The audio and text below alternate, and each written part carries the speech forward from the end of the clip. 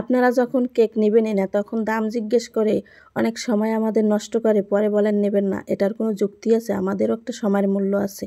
Hello everyone, আসসালামু আলাইকুম। আজকে আমি একটি কেক বানাচ্ছি 3 পাউন্ডের।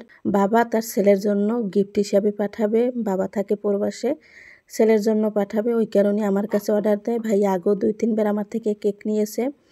তো ভাইয়া প্রতিবারই আমাকে 400 টাকা 250 টাকা এরকম বেশি দিছে। তো আমি এইবার ভাবছি যে না, ভাইয়াকে এইবার আমি সুদে আসলে মিটিয়ে দেব। ভাইয়া এইবার টাকাটা আমাকে কেক দেওয়ার আগেই পাঠায় এবং সেম ভাইয়া এইবারও 500 টাকা বেশি দিয়েছে। তো আমিও আবার 1 পাউন্ড কেক বাড়িয়ে দিয়েছি এবং ইচ্ছে মতো গানাশ এবং চকলেট সব কিছুই কেকের ভিতরে দিয়েছি। আপনি দেখেন যেন তার টাকাটা উসুল হয়ে যায়। আমার চিন্তা ভাবনাই ছিল ওইটা। তো এই কেকটা বানাতে বানাতে আমাকে একজন নক দেয় অনেক বড় একটা কেকের পিক দিয়ে, যে আপু এই কেকটার প্রাইস কত হবে। তখনই আমার সন্দেহ হয় যে কেক আমার কাছে অর্ডার দিবে না অন্য জায়গায় দিবে। তবু কাস্টমারের সাথে আর ওটা বলা যায় না, অনেক কথা হয়। পরে আমার হিসাব নিকাশ কইরা দাম বের করিয়া আমি যখন কেকের এক্স্যাক্টলি প্রাইসটা বলি, তারপর বলে আমি কেকটা অন্য জায়গায় অর্ডার দিয়েছি, সরি।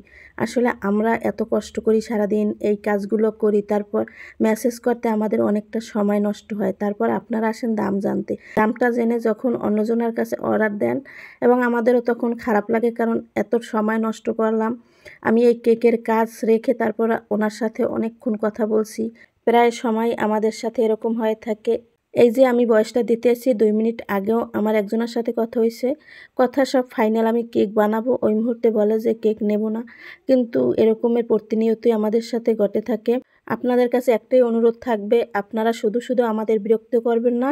যদি আপনাদের নেওয়ার মন মানসিকতা না থাকে, আমাদের অনেকটা সময় লস হয়। যেহেতু আমি একজন গৃহিণী, সংসার সামলিয়ে কেকের কাজ করি, ভিডিও এডিটিং, ভিডিও ভয়েস দেওয়া সব কিছুই আমাকে করতে হয়। কথা বলতে বলতে আমি ভাইয়ার কেকটার কথাই বলা হয় নাই। ভাইয়া তার ছেলের বার্থডে উপলক্ষে কেকটি অর্ডার দিয়েছিল এবং বাসায় জানায়নি। ছেলের একটি পিক পাঠিয়েছিল যে এরকম একটা পিক কেকের উপরে বসিয়ে দেবেন। আমি পিকটিও বসিয়ে দিয়েছি এবং কিছু হোয়াইট চকলেট দিয়ে আমি এই টপারগুলো করে নিয়েছি, এগুলো বসিয়ে দিয়েছি। তারপর ডার্ক চকলেট দিয়ে কিছু টপার করেছি, ওইগুলো বসিয়ে দিয়েছি। তারপর নিচের বর্ডারটাও আমি দিয়ে দিলাম।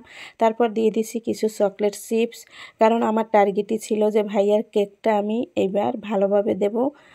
এই যে আমি কেকটা প্রায় 4 পাউন্ড হয়ে গিয়েছিল এবং ভাইয়া ডেলিভারি চার্জ পাঠিয়ে দিয়েছিল এবং তাকে আমি পাঠিয়ে দিয়েছিলাম কেকটি। আলহামদুলিল্লাহ, এরকমের ভালো ভালো কাস্টমার আছে বলেই আমরাও আছি।